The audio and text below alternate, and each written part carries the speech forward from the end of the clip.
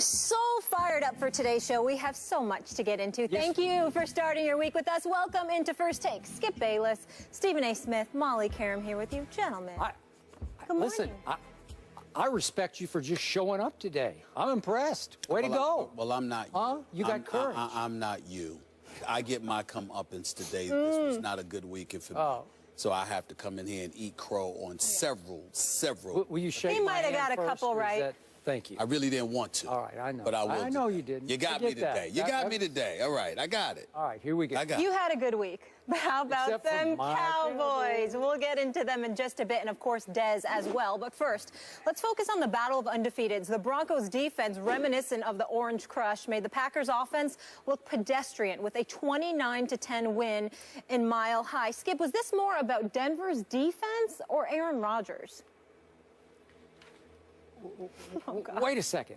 Stephen A. Smith, I got my stats here, and my stats say, did I fall asleep and dream that Aaron Rodgers had a grand total of 77 yards can I repeat that again? Yeah. 77 yards passing. So once again, last night, the bad man was just bad. In fact, he was beyond bad. He was horrible, the bad man was. I got to say this because this was my final thought at the end of that game last night. For once, Aaron Rodgers looked more like Mr. Rodgers. He really did. The Denver Broncos made Aaron Rodgers look like Mr. Rodgers. Who knew? Who would have thought? And I'm going to ask you again, as I sit here and ask you week after week, when are you and all those blind Aaron Rodgers worshipers out there, most of you in Packer Nation, when are you going to wake up? And when are you going to realize that the bad man just is not that good, especially when it matters most?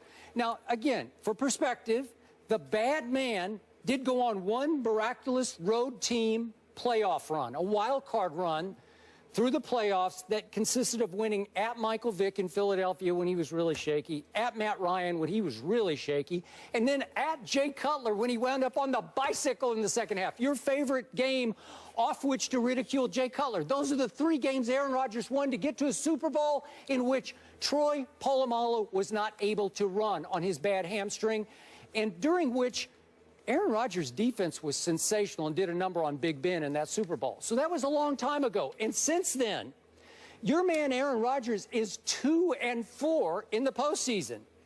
And as of last night, Aaron Rodgers on the road in primetime games, nighttime games, he fell to 3-9 on the road, primetime, 3-9 for the bad man who was just bad. So the point is, he can front run at Lambeau Field. We know that. And most of their games are at Lambeau Field because they play about three-quarters of their games at home. But you make him play away under the lights, and Aaron Rodgers melts. And look, I realize the Denver Broncos have the best pass rush in pro football. There's no doubt about that.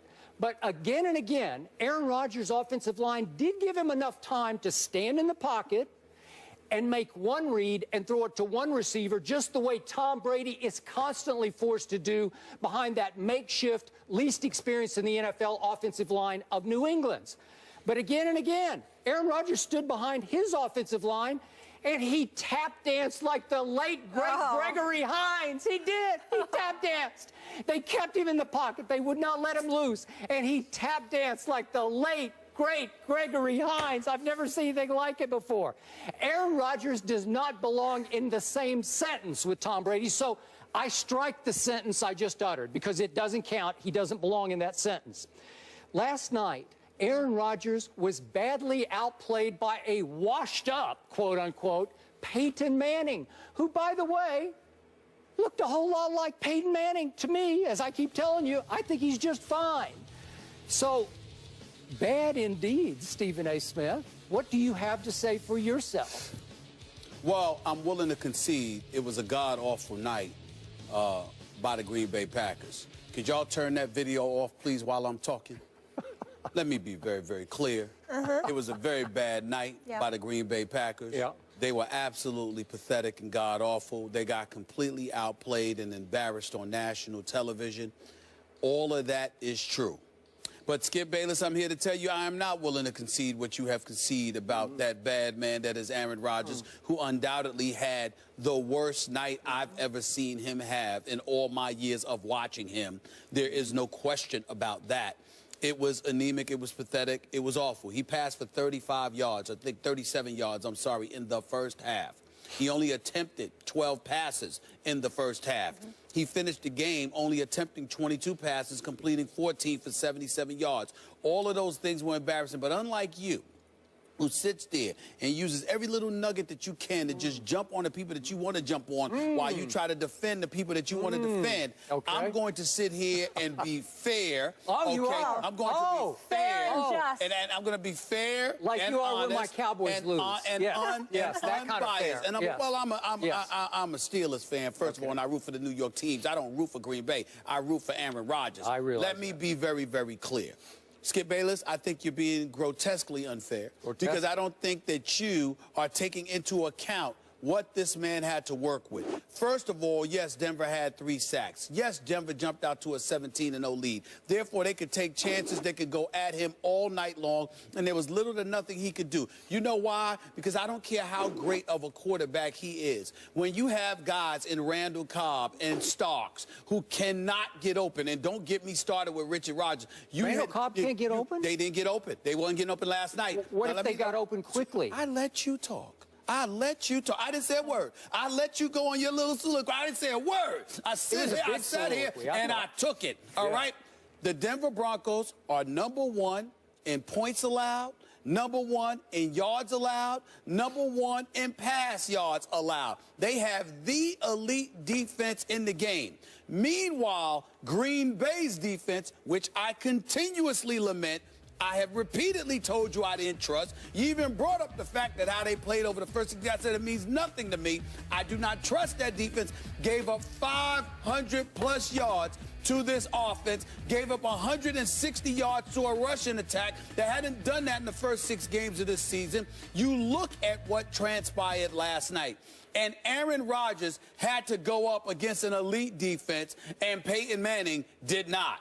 Aaron Rodgers had guys who could not get open. He was back there, he was scrambling in the pocket, running for his life, and guys still couldn't get open, even after he created time and space for them to do it. So in the end, all I learned from last night, regardless of what you want to say about Aaron Rodgers, all I learned last night is the absence of Jordy Nelson, what that means to this team, the fact that he doesn't have enough weapons, the fact that their defense isn't much to brag about by any stretch of the imagination. You combine all of that with the IQ of a Peyton Manning, a running game that showed up against that suspect defense, a secondary which, by the way, is unquestionably the best in the NFL right now. We've been talking about the New York Jets. We'll get into them a little bit later on in the show. But the bottom line is Aqib Talib and Chris Harris together.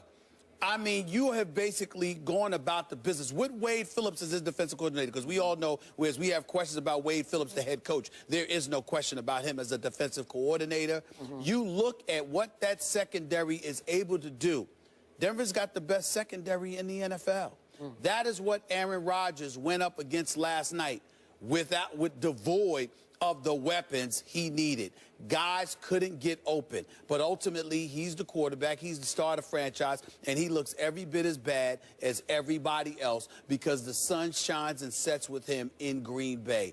It is what it is, period. Green Bay, to me, I just wasn't impressed. Okay. Now, I'm going to remind you, Green Bay's defense came into this game last night ranked #1 in the NFL in points allowed. Right. Remember? Yes. Okay, so you can't tell me that Green Bay's defense is all that. Well, who had they gone against, Skip? Broncos. What's that? Who had they gone against? That was my issue with Green Bay. I didn't think much of them is all I'm trying to say to you. I've never been sold on them. I think everything about Green Bay, all right, with the exception of Shields making a play here or there, or ha-ha Clint Dix, the bottom line is it's about Clay Matthews and whether or not he can get to the quarterback. If he can't do it, you don't hear much about anything from Green Bay's defense. They usually don't break, but they bend an awful lot. And against somebody like Peyton Manning, they're going to break. In the end, this defense got exposed big time. That's what happened last night more than anything. The offense, look, man, you've got a guy in Starks, for example. You just look at him. I'm sorry, Joe. You just look at these guys. With the Giants, with the Oakland Raiders, couldn't last. Everybody was making a big deal about what he was going to do when he was with Green Bay. What has happened? Couldn't get open last night. Randall Cobb had 6 receptions. He could barely do but so much because they were able to key on him. You're limited. It's just that simple. You're just limited. So I remind you, James Jones came into this game leading the NFL in touchdown catches. I understand. Am I right about that? I understand. And I'm not sure what happened last night, but... What do you mean you're not sure? He caught one ball for 2 yards. Wait a minute. Don't lie to the American public. Okay, you know too much football not to know what happened to them defensively. You cannot give this quarterback a pass for what happened. Again and again, he had a first look. He had time. But the point was that the bully got bullied because at home, Aaron Rodgers front runs on everybody. And if you do let him get out of the pocket, he will run it down your throat and throw it down your throat. But they kept him in the pocket. They made him take a first look, and he choked. He's like, you know, double clutching because he's not Tom Brady. Tom Brady gets rid of it in 2.5 seconds every play. He picks out a receiver that's going to be open before the snap, and he says, boom. And all I'm saying, boom. and all I'm saying to you is the operative phrase there is who are going to get open. There was nobody open for Green Bay last night. That's what I'm trying to say. Are you trying to tell me, because I know how meticulous you watch football games, but I also know how duplicitous you can be, because you'll say what you want to say to make your point, and you'll ignore other facts. You're trying to tell me you saw Green Bay Packers receivers open? Did you see receivers open last night? Did you see receivers open? Yes, I saw Randall Cobb finally catch a ball and look up like, I've been open. Like he's looking around like, I've been open. Find me. I've been open. Aaron. I've been open. Mr. Rogers. Against Akeem Talib and Chris Harris. Really? You sure about that? You know better. You know better. You know there was nobody open. I cannot wait for November 29th when Tom Brady visits that same stadium that we were watching in last night. Because Tom Brady will not have these issues against that defense. I'm not saying he'll pick it to pieces, but trust me, I'll bet you right now, Tom Brady throws for more than 77 yards. We're going to discuss that one later. We will discuss it later, but Tom Brady will have 77 yards in warm-ups, in pregame warm-ups. He will have 77. I would like to remind you, he does have somebody by the name of Rob Gronkowski. And when you have the best tight end in football who forces you to suffocate the middle to some degree, and you can't cheat on the outside the way you can against most teams, that does go a mighty long way. And I'm not taking away anything from Amendola or Julian Edelman, because I know that they played effectively with Tom Brady as their quarterback. What I'm saying to you is this. That's an elite weapon to have. A matter of fact, we've debated about Peyton Manning. You know, Owen Daniels and Green showed up at the tight end spot yesterday, but they were missing in action the first 6 games, So a lot of people felt that had something to do with what has served to neutralize Denver's offense. Having an elite tight end helps. Having Julius Thomas all of those years helped Peyton Manning. That not having him has affected Peyton Manning. You're Tom Brady, and you have Rob Gronkowski. That goes a mighty long way. Who the hell does Aaron Rodgers have? Richard Rodgers. Sounds like a daggone burger, for crying out loud. I mean, are you kidding me? I don't want to hear that. Like Roy Rodgers? Yes, sir, like Roy Rodgers. Like a burger joint. I meant a burger joint. I meant a burger joint. But what I'm saying to you is that that's what like you a have. Composer to me. Yeah, something like that. Well, it sounds like a burger joint to me. But well, it's like, where both your minds that's go. what you have. That's what you have available to you. Again, this is not the day for me to make a case for Aaron Rodgers. He got beat down last time. I've never seen him look that bad. It wasn't a beautiful day in the neighborhood. I haven't seen him. That's right. Wasn't a beautiful day. Touche. Yes, thank you. I have not seen Aaron Rodgers look that bad. But I also didn't see any receivers open. And I think that had a lot to do with it. It had I really a lot to do with it? I really believe that. Yeah, and Tom Brady has who to get deep? Who's their deep? Wait a minute, wait.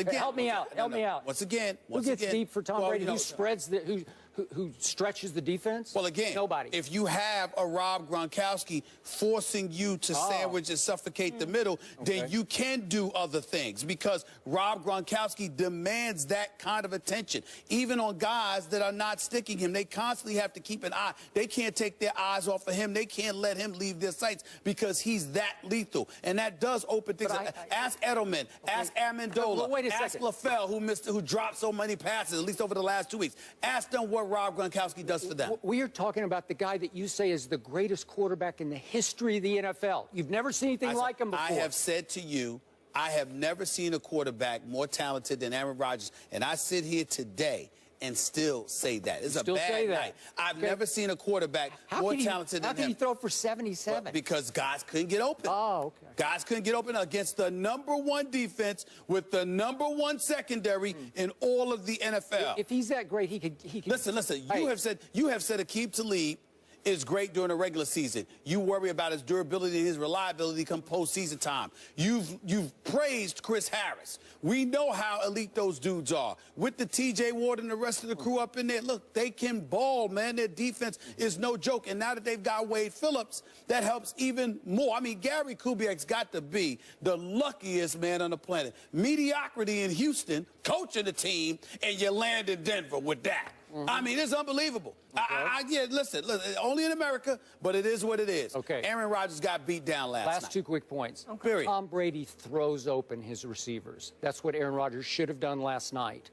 And number 2, we got to give a quick point of order here that Peyton Manning was special last night. You got to give that up, right? Absolutely. He was just special. He was. To complete 6 out of 9 from 15 yards farther. He was, but again, Green Bay's defense never moved. We talked about it last week when you talked about how the numbers show that they will. I said, Skip, this is not an elite defense. You see them bending a lot. They can be exposed. And every time they go up against a big-time team, they get exposed. It's always Rodgers coming to save the day. You did think that Green Bay could go in there and win. I thought Aaron Rodgers could go in there and win. Rodgers has now lost 9 straight on the road against teams with winning records. To Skip's point, his last win was December 16th, 2012 at the Bears. You talk about boom, boom.